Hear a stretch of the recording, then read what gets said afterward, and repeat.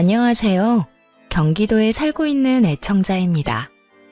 이혼을 한 지 꽤 오랜 시간이 지났는데도 결혼 생활과 이혼을 결심하게 된 그 상황을 떠올리면 지금까지도 화가 납니다. 도대체 어떤 인간과 어떻게 이혼까지 하게 되었는지 저의 분노의 이혼 이야기 한번 들어보실래요? 저와 남편은 소개팅으로 처음 만나 연애를 하고 결혼한 남들과 다를 바가 없는 평범한 부부였어요. 남편은 자신의 가족들뿐만 아니라 제 주변 사람들에게도 다정하고 잘해줬죠. 무엇보다 자신의 가족에게 잘하는 남편의 모습이 참 보기 좋더라고요. 만약 그와 결혼을 하게 된다면 저 역시 가족이 될 텐데 그렇다면 저도 저렇게 잘 챙기겠지 하는 생각이 들기도 했고요. 그렇게 2년의 연애 끝에 남편과 결혼을 하게 되었고 생각했던 대로 남편은 저를 많이 사랑해 주었고 배려도 잘해 주더라고요. 어느 정도였냐면 시댁 식구들과의 식사 자리에 혼자 다녀오곤 했고 시댁에 일이 있을 때도 혼자 갔다가 왔어요. 행여나 제가 불편해할까 싶어서요. 시누이를 만날 때에도 마찬가지였어요. 시누이와 간단히 식사를 함께 할 때도 아무 말도 하지 않고 혼자 만나러 가더군요. 여보, 주말인데 말도 없이 어딜 갔다 오는 거야? 전화해도 받지도 않고 도대체 언제 나간 거야? 아까 당신 씻을 때 나갔지. 전화는 오는지도 몰랐어. 다른 게 아니라 우리 식구들이랑 점심 먹고 왔어. 그러면 같이 가자 그러지. 아버님, 어머님이 별 말씀 안 하셔? 아가씨는? 아가씨도 왔어? 다 같이 먹었지. 우리 아빠 엄마도 별말 안 했어. 오히려 당신 불편할 수도 있으니까 혼자 나오라고 했어. 우리는 별일 없어도 다 같이 모여서 자주 밥 먹으니까 그러려니 하지만 당신은 시댁 식구들이랑 만나는 게 불편할 수도 있다고 말이야. 아, 그래? 나 안 불편한데. 다음부턴 나한테 말이라도 해줘. 알겠지? 알겠어. 처음엔 그런 남편의 배려가 참 좋았어요. 고맙기도 했고요. 사실 그렇잖아요. 아무리 사이가 좋다고 해도 시댁 식구들은 어려울 수밖에 없는데 남편이 다 다녀오고 시댁도 별말하지 않으니 고마운 마음이 생길 수밖에 없었죠. 꼭 참석해야 할 자리가 아니었기에 남편이 앞서 배려해주는 거라 생각했으니까요. 덕분에 몸뿐 아니라 마음까지도 편했고요. 그런데 참 웃기죠? 시간이 지나니 생각이 점점 변하더라고요. 전 그들의 가족이 아니라 그저 남편과 같이 사는 사람일 뿐이라는 느낌을 받았어요. 사이가 워낙 좋은 시댁 식구들은 꽤 자주 모였거든요. 많게는 일주일에 한 번, 적게는 2주일에 한 번. 밖에서 잠시 만나 점심을 사 먹는 것 정도는 저를 위한 배려라고 생각했는데 집안의 크고 작은 경조사를 저만 쏙 빼놓고 치르는 걸 보며 이건 아니다 싶더군요. 심지어 남편은 그때마다 말을 얼버무리며 행선지조차 제대로 밝히지 않았고요. 여보, 오늘 결혼식장에 다녀왔어? 그걸 어떻게 알았어? 어떻게 알긴 아가씨가 카톡에 사진을 올려놨으니까 알았지. 아버님, 어머님, 아가씨, 당신 웨딩드레스 입은 당신 사촌동생이 같이 찍었던데? 아니, 나한테 왜 말 안 했어? 그런 일이 있으면 당연히 말을 했어야지. 아침에 내가 어디 가냐고 물었을 땐 회사에 일이 있어서 나가는 거라고 했잖아. 그게 말하려고 했는데 당신 피곤해 보이길래 그냥 나만 간 거야. 아무래도 어려운 시댁 식구들이 다 모이는 자리인데 괜히 피곤한 당신 데리고 가기가 미안해서 말 꺼내기가 좀 그렇더라고. 내가? 내가 피곤해 보였다고? 나 요즘 잠도 잘 자고 밥도 잘 먹어서 보기 좋다고 말한 사람이 바로 당신이야. 그런데 내가 피곤해 보였다고? 내가 그랬었지? 미안해. 그런데 정말 당신이 그런 자리에 가서 괜히 스트레스 받을까봐 그랬어. 그러니까 너무 기분 상하지 마. 응? 작은 어머님께도 잘 말씀드렸으니까 걱정하지 말고 집안 어른들께서도 불편하면 이런 자리에 굳이 참석 안 해도 된다고 하셨어? 아무리 그래도 이건 좀 아닌 것 같아. 앞으로 이런 집안 행사가 있으면 나한테 먼저 말을 해줬으면 좋겠어. 갈지 안 갈지는 내가 판단할 거야. 그리고 행여 불편하더라도 나도 당신 가족인데 그런 자리에 당연히 참석해야지. 알겠어. 미안해. 누군가는 팔자 좋은 배부른 소리라고 시댁 행사에 참석하지 않으면 좋을 거라 생각하는 분이 계실지 모르겠어요. 그런데 중요한 행사에까지 저를 완전히 배제하는 일이 계속되다 보니 이건 아니라는 생각이 들며 불만이 쌓이더라고요. 그리고 참석을 할지 안 할지는 저의 선택인 거잖아요. 그래서 결국 남편에게 집안 행사에 대해 꼭 미리 말해달라고 했고, 남편은 진심으로 미안해하며 앞으로는 이런 일이 없도록 하겠다고 약속을 하더군요. 하지만 그 약속은 지켜지지 않았고 얼마 지나지 않아 또 같은 일이 일어났습니다. 그날은 평일이었어요. 저는 집에서 온라인으로 사업을 하고 있었고 남편은 회사 생활을 하고 있었는데 남편이 출근 준비를 하지 않고 소파에 앉아 휴대전화만 들여다보고 있더라고요. 여보, 출근 준비 안 해? 얼른 준비하고 아침 먹고 가야 할 거 아니야. 오늘 연차 냈어. 아침은 내가 알아서 먹을 테니까 신경 쓰지 말고 일해. 연차? 왜? 무슨 일 있어? 어디 아파?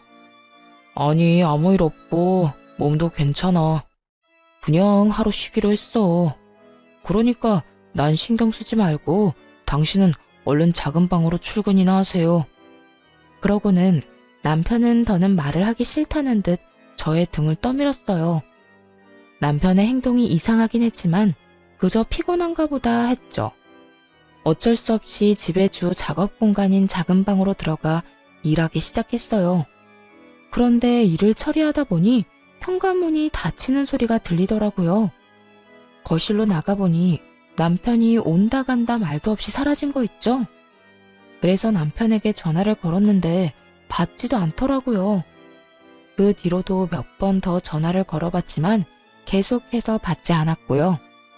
휴대전화가 없었으니 가져간 것이 분명한데 전화를 받지 않아 걱정이 되다가도 왜 말도 없이 사라진 건지 몰라 화도 나더군요. 평소 전화 하나만큼은 잘 받던 남편이었기에 기분이 온종일 널뛰기를 했죠. 그러던 중에 날은 어두워졌고 저녁 7시가 다 되어서야 남편이 집으로 오더군요. 하루 종일 연락조차 되지 않던 사람이 웬 정장 차림으로 말이에요. 여보, 왜 전화를 안 받아?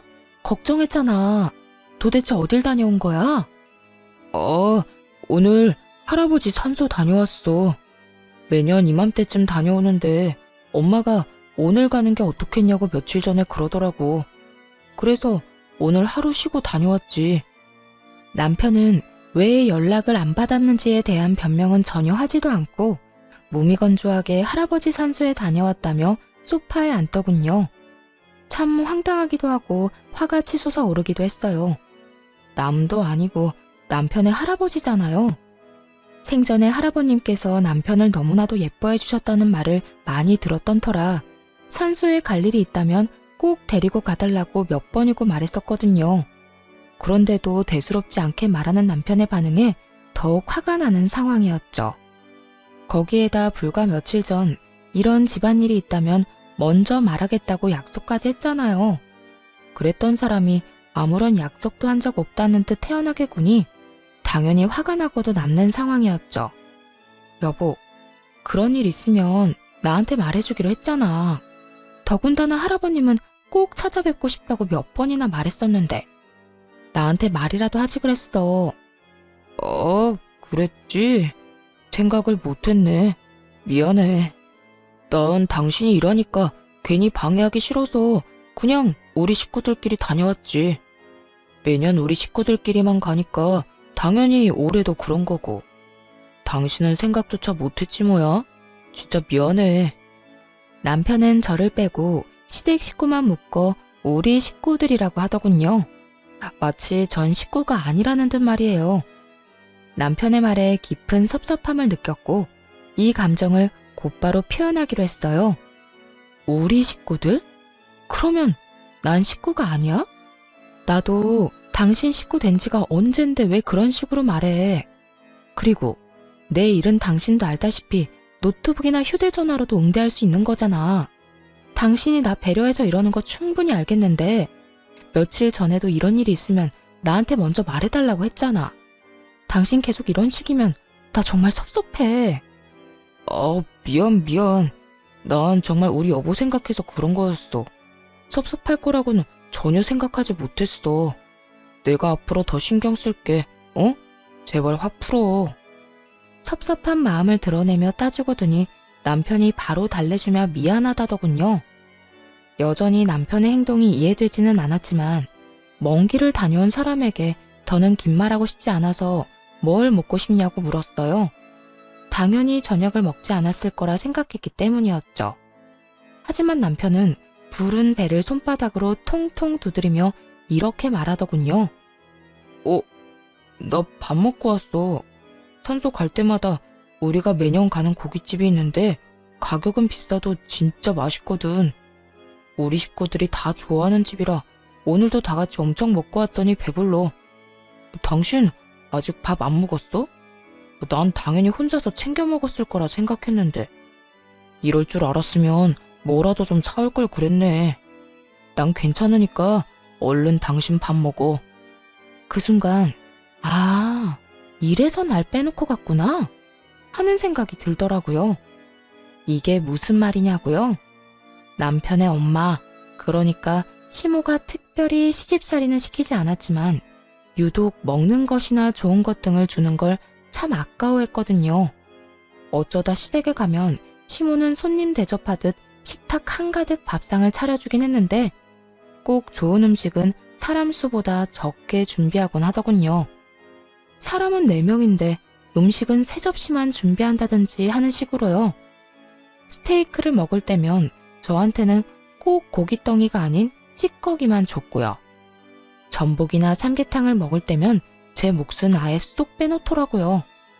그럴 때마다 시모는 웃으며 늘 이렇게 변명했어요. 어머, 이래서 습관이 무섭다니까. 아들이랑 며느리 오는 날이라고 장 봐놓고선 꼭 습관처럼 3인분만 사게 돼. 아가, 미안해. 다음엔 꼭 잊지 않을게. 이런 상황도 한두 번이어야 웃으면서 그런가 보다 하는 것이지. 매번 이런 일이 반복되니 실수가 아니라는 생각이 짙어지더군요. 이것뿐만이 아니었어요. 비싸고 좋은 곳에서 외식을 할 때면 시댁 식구들 불편할 거라며 부르지 않더니 저렴하고 가성비 좋은 식당에 갈 때면 자주 봐야 진정한 식구가 된다며 부르더군요. 그 식사 자리 계산을 남편이 하는데도 말입니다. 여러 정황으로 볼 때 이날 역시 시모가 저를 못 오게 한 것이라는 확신이 들어서 슬쩍 남편을 떠보기로 했어요. 혹시 오늘 어머님이 나 데리고 오지 말라고 하신 거야? 그게 무슨 말이야. 그런 건 왜 물어? 아니, 혹시나 해서 말이야. 사실 우리 시어머니 같은 분이 또 계실까 싶어. 시집살이를 시키기를 해. 연락 자주 하라고 잔소리를 하시기를 해. 그래서 오늘도 며느리 귀찮을까봐 오지 말라고 해주셨나 해서 말이야. 그렇지? 사실 엄마가 당신한테 굳이 말하지 말라고 하시더라고. 그냥 우리끼리 다녀오자며 이런 건 며느리들이 귀찮아할 수도 있다고 하셨어. 그래서 그냥 나 혼자 다녀온 거야. 그리고 아까 당신한테 전화 왔을 때도 괜히 전화 받아서 신경 쓰게 하지 말라고 하시더라니까. 내 입으로 이런 말 하긴 그렇긴 한데 정말 우리 엄마 같은 시어머니가 어딨어. 정말 당신을 며느리가 아니라 딸처럼 여긴다니까. 그래? 참, 우리 어머님 같은 분이 또 없겠네. 그렇지? 이로써 한 가지는 확실해지더군요. 예상대로 시모는 제 입에 들어가는 음식을 아까워하는 사람이라는 건 말입니다. 다 큰 어른이 먹는 것 가지고 저렇게 치사하게 굴다니 어이가 없긴 했지만 그래서 더 섭섭하고 마음이 상하는 것도 사실이었어요. 더군다나 시모의 배려 아닌 배려 때문에 서로 부딪힐 일도 극히 적었는데 이런 식으로 대할 만큼 적대심을 가진 이유를 몰라 답답한 마음이 크기도 했고요. 다만 시모의 의중을 확실하게 알게 된 그날 이후 저도 변하기로 했습니다. 저는 시댁 식구들의 일에 깊이 관여하지 않기로 마음먹었고 시모와 마찬가지로 좋은 음식이 있으면 알리지 않고 남편이랑만 먹기로 했어요. 시모와 하루에 한 번씩은 꼭 통화하는 남편이 이런 이야기를 하지 않을 리 없었죠. 어느 날부턴가 시모에게서 연락이 오더라고요. 섭섭한 마음을 숨기지 않은 채 말이에요. 아가, 어제 네 남편이랑 몸보신하고 왔다며? 그 장어집 우리도 꼭 가고 싶었는데 예약이 힘들어서 못 가고 있었거든. 네, 어머님. 저희도 꼭 가고 싶었는데 우연히 예약 성공해서 다녀왔어요. 소문대로 입에서 살살 녹더라고요. 오랜만에 몸보신 제대로 하고 왔어요. 그랬니? 맛있게 먹고 왔다면 다행이네. 그런데 아가, 그렇게 맛있는 데 갈 땐 좀 불러주지 그랬어. 우리도 몸보신이 참 필요할 때인데 말이야. 아, 그게요, 어머님. 그이한테 들어보니까 어머님이 식구들 외식할 때마다 절 일부러 빼놓으신다면서요. 혹시라도 제가 불편할까 봐요. 그래서 따로 연락해서 같이 드시자고 말씀드리기가 좀 그랬어요. 저는 전혀 불편하지 않은데 혹시라도 어머님께서 불편하실 수도 있잖아요. 그이한테 매번 그렇게 말씀하신 이유가 있으실 테고요. 뭐 설마 밥값이 아까워서 그러셨을 리는 없고 아무래도 저를 불편하신다는 생각이 들더라고요. 어머, 그럴 리가 있니? 아니야. 내가 널 왜 불편해하겠어? 네 말대로 밥값이 아까워서도 아니고 말이야. 난 그저 시댁 식구들하고 외식하면 네가 불편할까 봐 그랬지. 전 정말 안 불편해요. 그러니까 앞으로는 비싸고 맛있는 거 먹으러 갈 때 남편이랑 같이 좀 불러주세요. 그러면 저도 어머님도 안 불편해하시는 걸로 알고 연락도 자주 드리고 자주 함께하는 식사 자리 마련할 테니까요. 응? 그러도록 하마. 네, 그러면 들어가세요. 통화 내내 웃으며 대응하자 시모는 그 어떤 말도 하지 않더라고요. 아니, 할 수가 없는 상황이었겠죠. 제가 화를 낸 것도 아니었고 그렇다고 시모와 싸운 것도 아니었으니까요. 어떤 말도 못한 채 그저 속만 부글부글 끓일 시모의 모습이 눈에 훤히 보였어요. 그날 이후 남편은 시모에게 무슨 말을 들었는지 시댁에 항상 절 데리고 가더군요.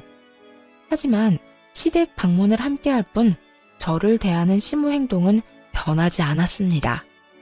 당연히 음식으로 사람을 차별하는 짓은 여전했죠.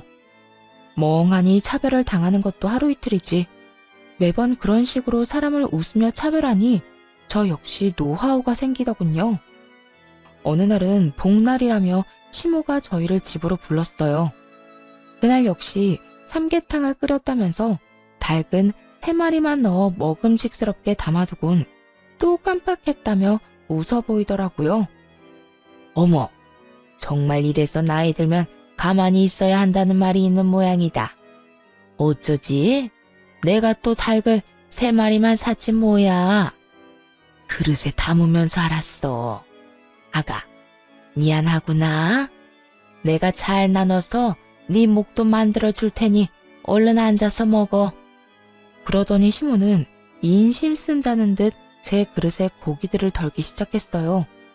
당연히 3마리의 닭 목뼈와 뻑뻑하기 짝이 없는 가슴살들만요. 그런 시모를 제지하며 정 괜찮으니 마음껏 드시라고 했죠. 그러곤 저는 좋아하진 않지만 시모가 환장하는 게장을 1인분 시켜버렸어요. 심지어 배달비까지 더 얹어서요. 어머, 그거 내가 좋아하는 집 간장게장이네.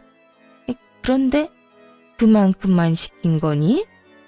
네, 다들 삼계탕 드시면 되니까 딱 저 먹을 것만 시켰어요. 넌 원래 게장 안 좋아한다고 하지 않았니? 그랬는데 식구끼리 담는다는 말이 딱 맞나 봐요.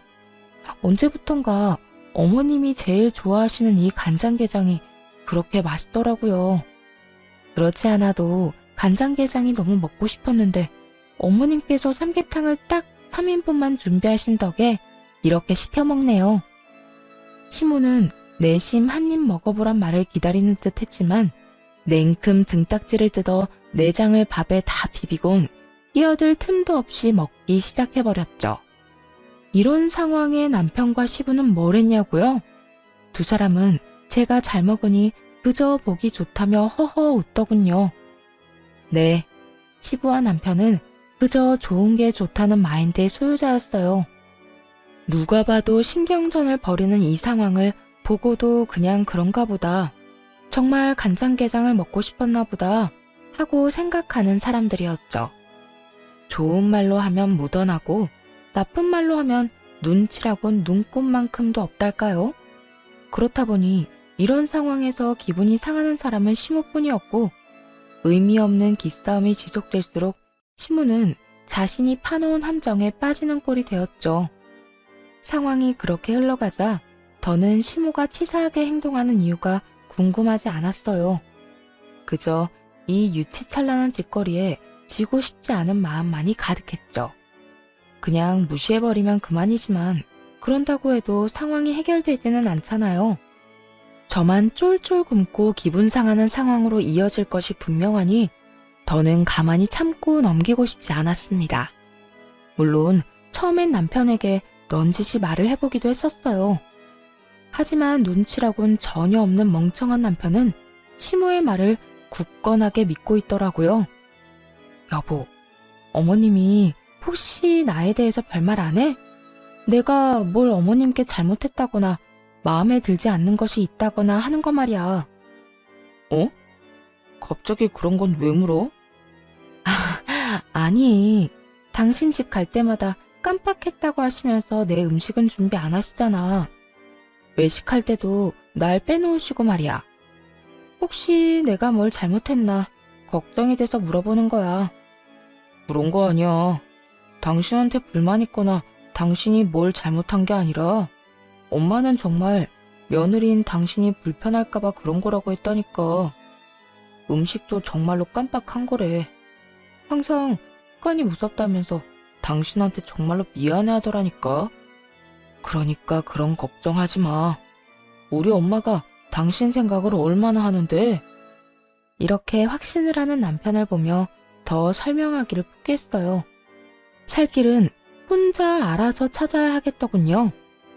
그렇게 시모와 신경전을 벌이던 어느 날 시모의 생신이 다가왔어요. 생신이고 나발이고 시모에게 무엇 하나 해주고 싶지 않은 마음이 굴뚝 같았지만 막상 생신날이 다가오니 또 가만히 있을 순 없더라고요. 그래서 시모 생신을 기념해 남편과 제주도 여행을 계획하게 되었어요. 평소 좋아하시던 곳에서 식사 대접이나 하면 되지 않을까 생각했지만 매년 생신 때면 여행을 다니곤 했다는 남편의 말에 그렇게 하기로 한 것이었어요. 여행 경비는 당연히 남편과 함께 부담했고 괜히 돈 쓰고 욕먹고 싶지 않아 최고급 숙소에 여행 코스까지 신경 써서 짜두었죠. 어느새 출발날이 되어 공항으로 향했어요. 볼 일이 있다고 해서 시부와 시모는 먼저 공항으로 가 있는 상태였죠.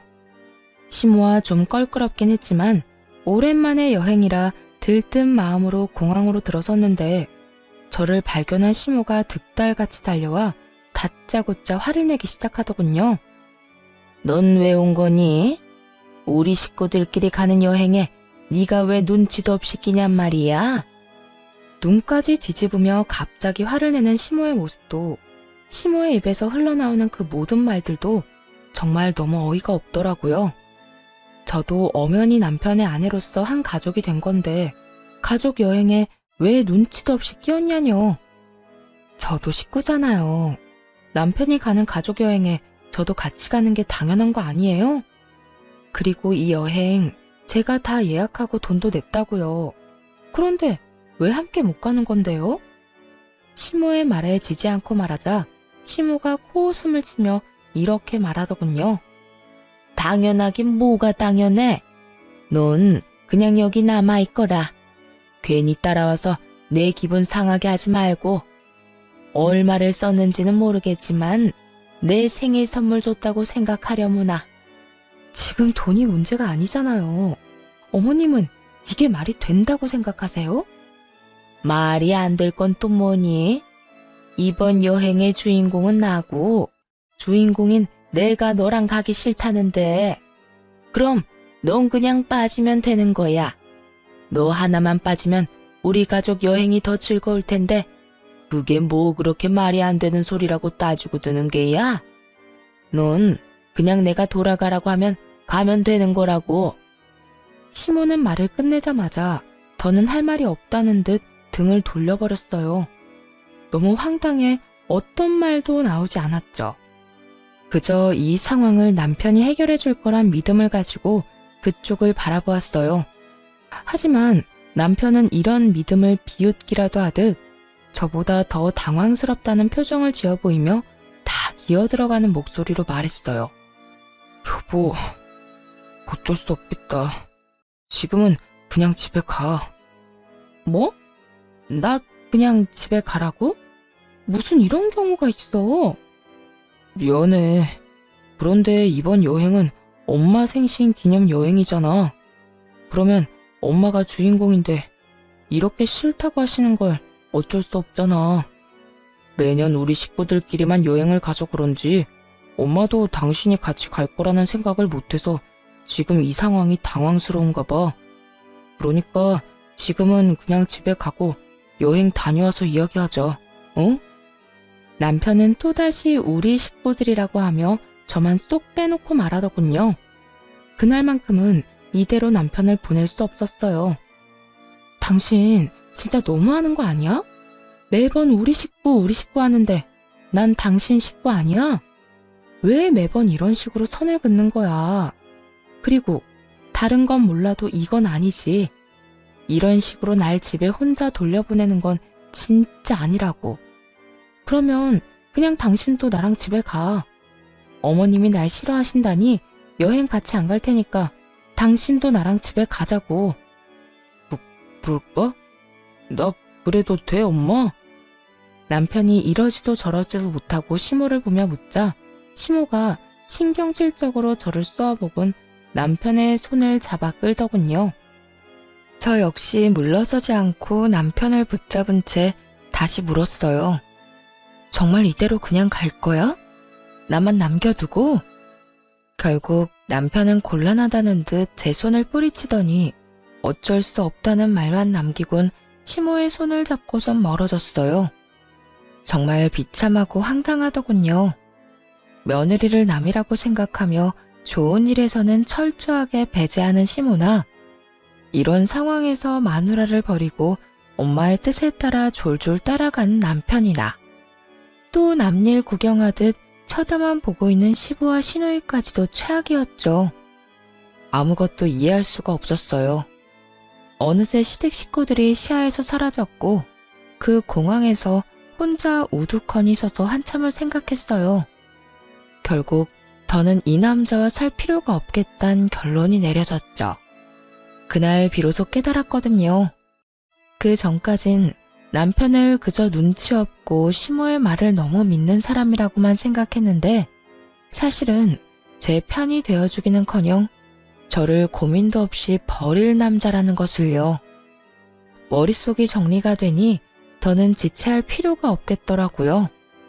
그 길로 집으로 돌아가 짐을 다 싸 친정으로 거취로 옮겼고 차근차근 이혼을 준비했어요. 그리고 시댁 식구들이 돌아오는 날 공항으로 마중을 나갔죠. 저를 보자마자 해맑게 웃으며 달려오는 남편과는 달리 시모의 얼굴은 보기 좋게 일그러지기 시작하더군요. 여보, 힘들게 뭐하러 여기까지 온 거야? 아, 나 보고 싶어서 여기까지 마중 나온 거야? 난 내심 당신 기분 많이 상한 건 아닌지 걱정 많이 했었는데 이렇게 마중 나온 당신 얼굴 보니까 안심된다. 고마워. 고맙긴. 나도 할 말 있어서 여기까지 나온 거야. 그러니까 너무 고마워하지 않아도 돼. 응? 할 말? 집에 가서 이야기하면 되지. 얼마나 급하길래 여기까지 왔어? 이야기해봐. 무슨 말인데? 우리 이혼하자. 나 당신이랑 이제 그만 살려고. 뭐? 이혼? 그게 갑자기 무슨 말이야? 뭘 그렇게 놀라. 마누라 버리고 엄마 손잡고 비행기까지 탔을 때 이 정도는 각오하고 그렇게 행동한 거라 생각했는데? 뭘 또 그렇게까지 말을 해.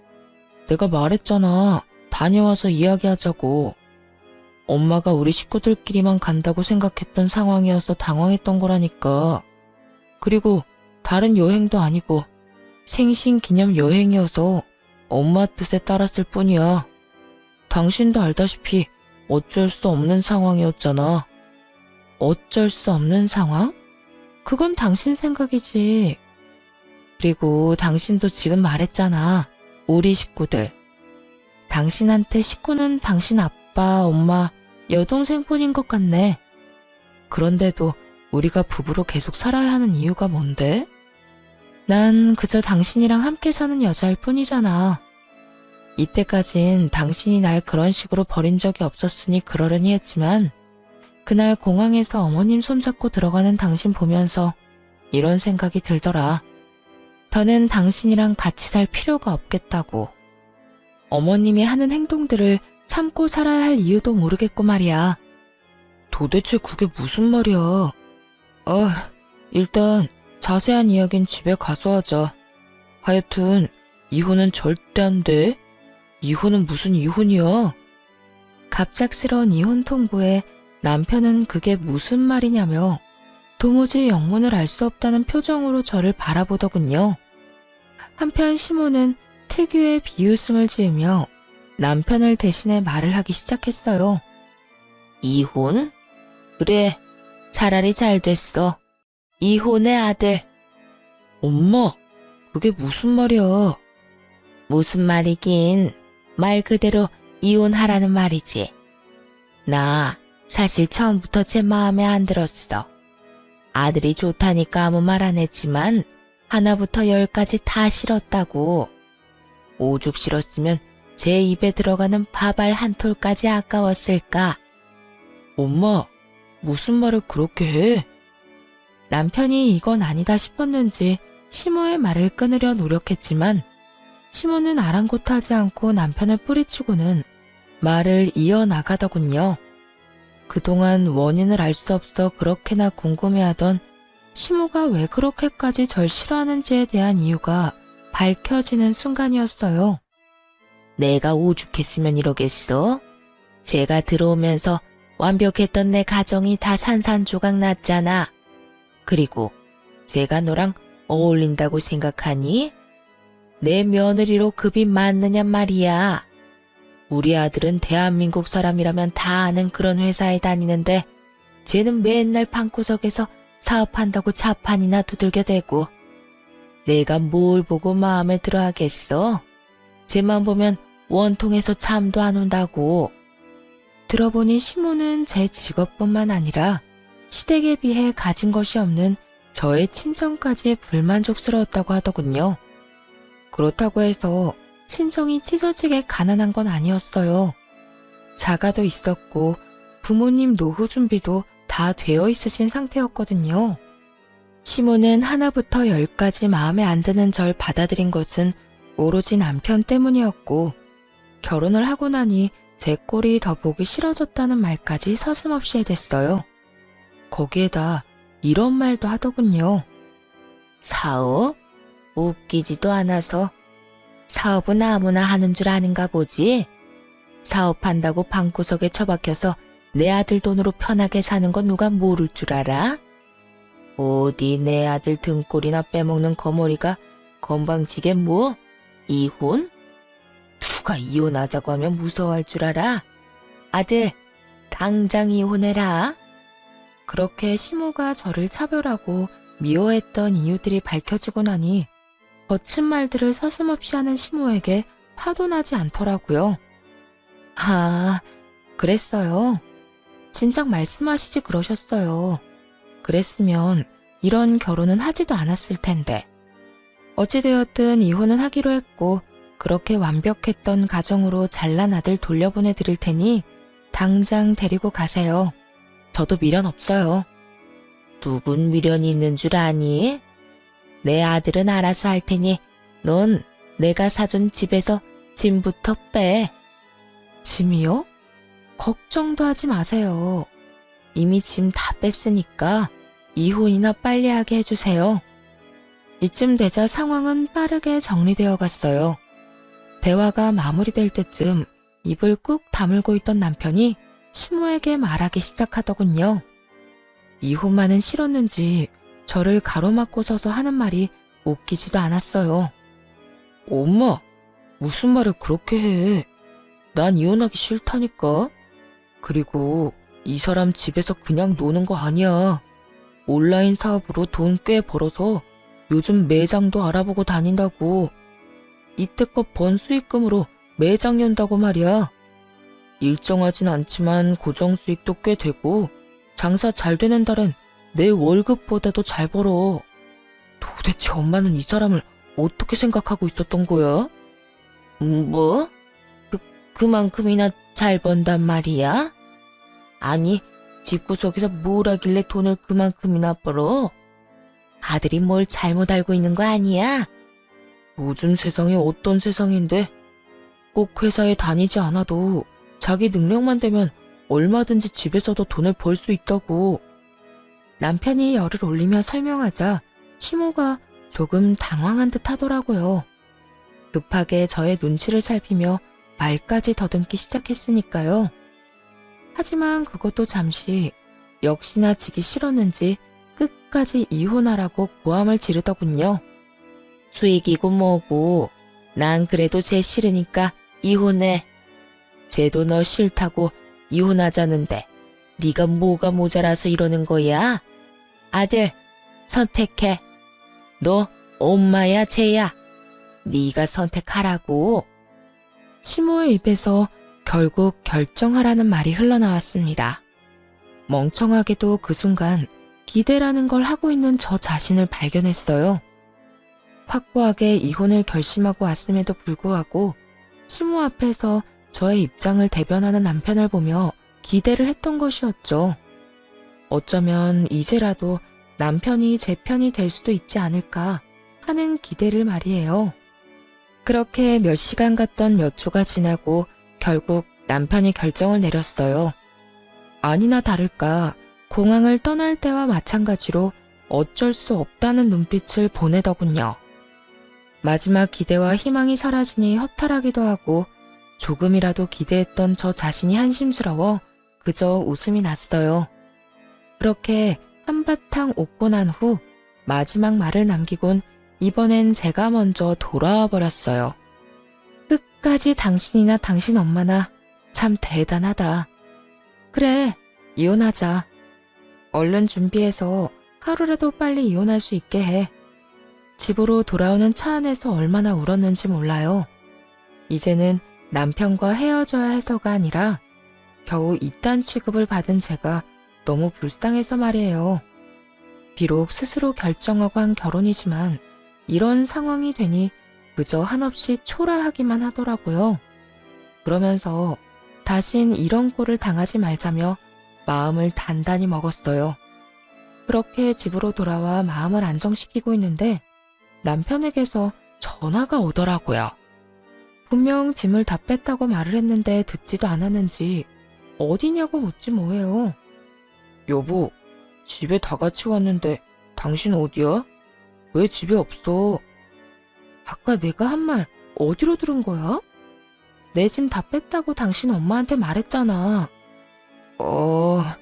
난 그냥 홧김에 한 말인 줄 알았지. 진짜 짐 다 싸서 나간 거였어? 정말 짐 다 싸서 나왔으니까 이혼이나 빨리 해. 이혼이라니, 내가 다 잘 설명했어. 우리 엄마가 당신에 대해서 큰 오해를 하고 있었던 것 같아. 지금은 오해 다 풀었고 엄마도 후회 많이 하고 있어. 그러니까 당신도 마음 좀 풀고 처음부터 다시 시작한다 생각하고 잘 지내보자, 응? 앞으로 더 잘할게. 정말 웃기지도 않더라고요. 불과 몇 시간 전에 시모가 했던 말이 귓가에 맴도는데 말이에요. 제 입에 들어가는 밥알 한 톨도 아까울 뿐만 아니라 저만 생각하면 원통해서 잠도 안 온다던 사람 아니었나요? 그런데 돈을 좀 잘 번다는 말을 듣고 나선 후회를 한다고 하니 속이 뻔히 보였죠.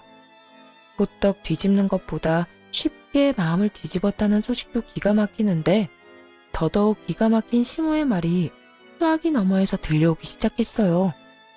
넌 걔가 그렇게 능력이 좋으면 이 엄마한테 진작 말했어야지. 물어볼 때마다 네가 집에서 사업한다고만 하니까 그냥 놀고 먹는 줄 알았잖아. 말을 아낄 때 아껴야지 쓸데없이 아껴서 상황을 이렇게 만들어? 이게 뭐야 이게? 그까짓 것한테 네가 이렇게 매달리는 건 둘째치고 이 엄마 꼴이 뭐가 되냐고. 하여튼 얼른 집에나 돌아오라고 해. 자기가 아무리 잘났다고 한들 네가 오라고 하면 금방 오지 않고 어쩌겠어? 남편을 향한 시모의 질책이 끊임없이 적나라하게 들려오더군요. 참 끝까지 속물적인 인간이다 싶었어요. 이제와 저렇게 고개 숙이는 척하면 받아줄 거라 생각하다뇨. 저기 당신 엄마한테 좀 전해줄래? 아무리 당신이 잘났다고 한들 난 당신한테 돌아갈 생각이 전혀 없다고 말이야. 다 들려? 엄마, 조용히 좀 해. 다 들린다잖아. 여보, 당신이 이해 좀 해줘. 엄마도 자기 때문에 상황이 이렇게 되니까 민망해서 괜히 더 큰 소리 치는 거야. 남편은 이혼의 원인이 오롯이 시모뿐이라고 큰 착각을 하고 있는 듯 했어요. 물론 시모가 말도 안 되는 차별을 하고 스트레스를 준 것도 이혼 사유 중 하나였죠. 하지만 이혼을 결심하게 된 결정적인 이유는 남편 때문이었어요. 남편이 평생 시댁 식구만을 자기 가족으로 인정할 남자 같았거든요. 아내인 저를 가족으로 생각하는 게 아니라요. 그래서 크나큰 착각을 하고 있는 남편에게 확실하게 말해주기로 했죠.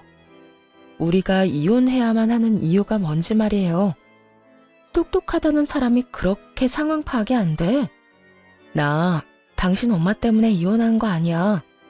물론 이때까지 그런 식으로 행동하고 나한테 막말하는 게 이해가 되진 않아.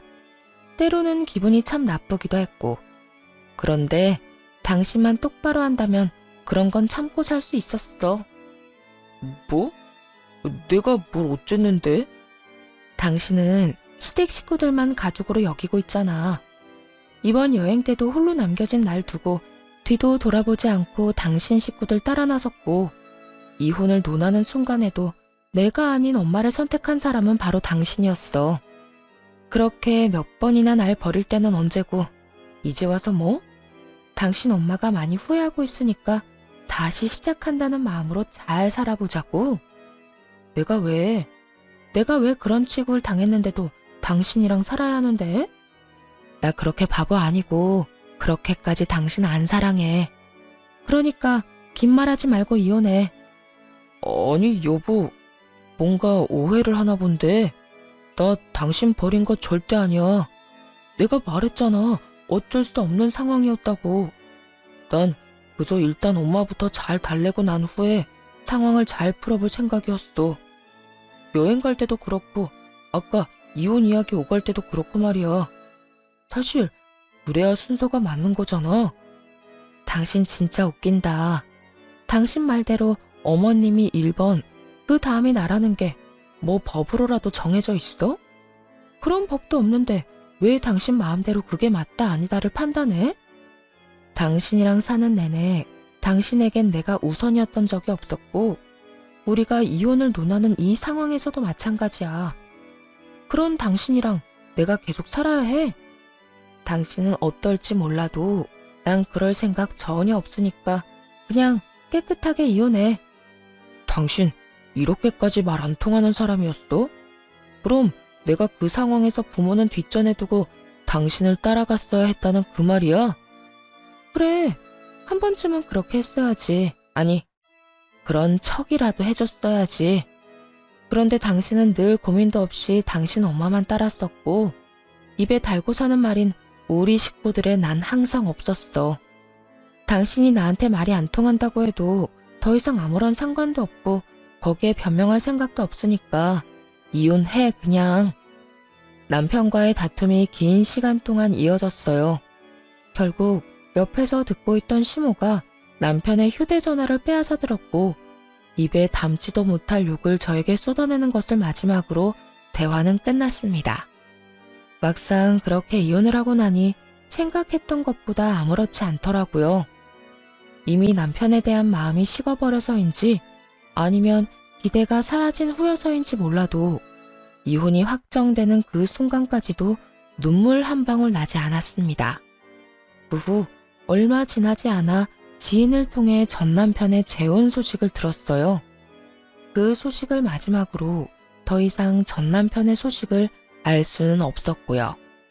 그렇게 어느새 10달이 지났고 그 사이 매장을 오픈하게 되어 그 준비에 열을 올리던 어느 날이었습니다. 거짓말처럼 이혼은커녕 결혼했었다는 사실조차 잊고 살고 있었는데 갑자기 생뚱맞게 전화를 한 통 받게 되었어요. 그 전화의 발신인은 다름 아닌 전 시모였고요. 전 시모는 제가 전화를 받자마자 울기 시작했고 무슨 일인가 싶어 한참을 전화기를 들고 있었죠. 한동안 울던 전 시모가 조금 진정이 된 듯 하소연을 하더군요. 지선아, 잘 지내니? 갑자기 연락해서 이런 꼴이나 보이고 미안하구나. 괜찮아요. 그런데 무슨 일로 전화까지 하셨어요? 그게 너무 속이 답답한데 말할 데가 없어서 너한테 연락했다. 너도 들었지? 승훈이 재혼한 거. 네, 들었어요. 이혼 서류에 찍은 도장 잉크가 마르기도 전에 재혼한다는 이야기 들리더라고요. 들어보니 집도 잘 살고 여자 직업도 좋다고 하던데 소원대로 능력 좋은 며느리 얻으셔서 좋겠어요. 좋기는 무슨. 나도 그런 줄 알고 결혼시키려고 온갖 짓을 다 했는데 그 여우 같은 년이 글쎄 우리 아들을 뺏어갔어. 내 말이라면 뭐든 다 들어주고 우리 가족밖에 모르던 내 아들 승훈이가 그년한테 홀려서 나하고 영까지 끊어지 뭐니. 들어보니 아주 가관이더군요. 전 시모는 마음에 드는 며느리감을 구해 전 남편과 결혼을 시켰고 새로운 며느리에겐 오라가라 하며 시집살이를 시켰다고 하더군요. 마음에 안 들어서 식구로 여겨주지도 않았던 저를 대했을 때와는 다르게 말이죠. 그러면서도 여전히 아들은 자기 손바닥 위로 올려두었고요.